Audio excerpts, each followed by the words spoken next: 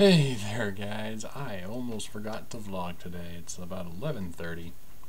Um, yeah, it's been a long day, but a very productive one. I spent most of the day sitting right here working on a new website for In His Steps, doing the movies website. It took me forever. I've been working on it off and on over the last couple, I want to say months, but that's probably not true. I've kind of been planning it over the last couple of months, so actual working on it, okay, last month maybe, not totally off and on. But so just different ideas, different designs, WordPress, not WordPress, and back and forth. Finally hit on a design that I really liked. I ended up using not using WordPress, which is something I haven't done in a very long time. Last couple of years I've been doing web design professionally. I've been building sites with WordPress, and it has been a very long time since I've used. I used to use Front Page. This time I use Expressions, Microsoft Expressions Web, just because I don't have Front Page anymore. And I'll tell you, it's really exercising my web design muscles again. I didn't realize just how much WordPress did for me, and certain features that I took for granted, trying to do them and recreate them, took some new research, and learning new things is always a good thing. But so the site's pretty much done. Just waiting to get some feedback from a couple people before we launch it for realsies.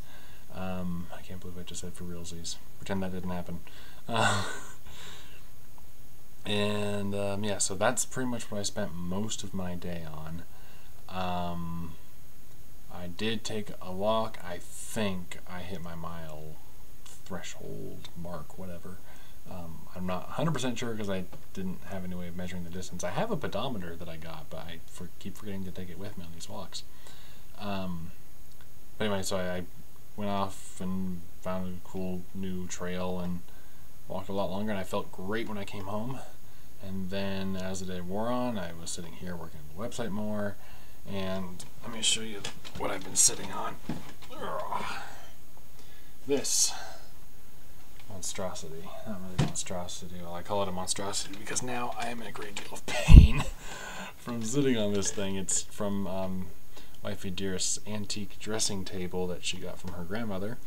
We don't have a extra chair to sit here, so we're using this. Hello, cat. Where are you? There you are. I'll get to you in a second. So it doesn't have much padding in it. It's not meant to be sat on for hours and hours on end. I'm not supposed to be sitting for hours and hours on it anyway. I'm only supposed to be sitting for 20 minutes at a time, but when I'm in that working zone, I don't follow doctor's orders very well. So yeah, I'm sore.